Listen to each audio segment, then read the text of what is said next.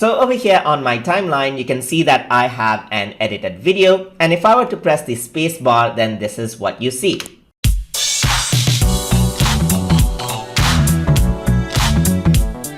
So now what I want to do is export this out for specific devices. So in order to do that, you can go to export and then you can click on device right here. By default, you might see that it's in local, but device is another option. And here what happens is that specific options are provided for you for specific devices. You can go over here or you can go to export and click on export to device just like this. So once you do that over here, you can see that you get the device menu. So you can choose Smart TV or PSP or PlayStation 4 and so forth. So depending on the device you want the video to be compatible with, you can just go ahead and choose the one you want.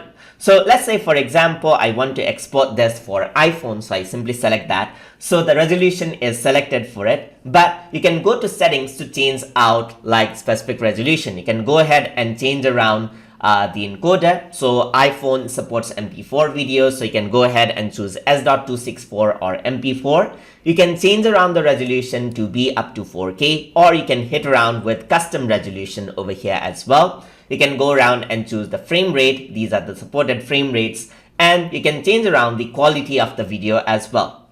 Over here, you can change around the quality for audio file as well. So let me just close this around, and let's say I want to export this for iPad right now. So I'm just going to say my iPad video just like this. So this is the resolution chosen, and I can choose around a folder where I can save it. So usually it's suggested not to save in the desktop, but save it anywhere else. So I'm just going to save it in my TuTube drive on export folder, and I can work around with the settings. So this is exporting for an older version of iPad, as you can see. So you can go around and change around to custom resolution as well. But I'm just going to stick to a 1920 by 1080. And then over here for the audio quality, let me just increase this in quality just like this. So this is the standard for iPad. So once I want to export it, I can enable the GPU accelerated video encoding as well and export this. So it's simply exporting the video file in specific format for that particular device, as you can see right there.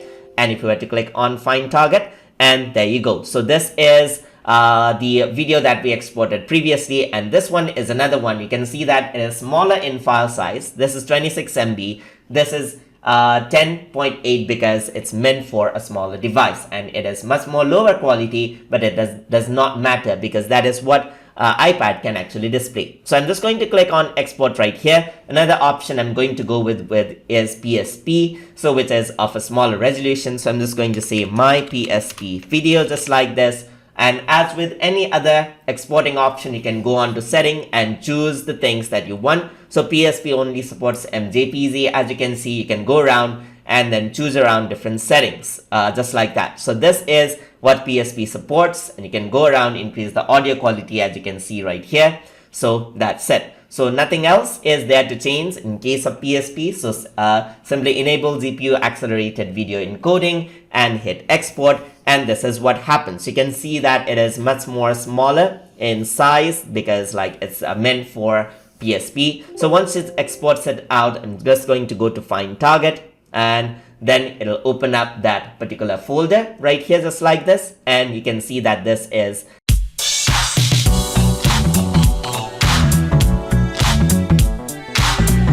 and that's in PSP quality. So just like that, you can export out video files to specific devices by using Filmora. So hope you guys learned something as always. And as always, please like, comment, share, and subscribe.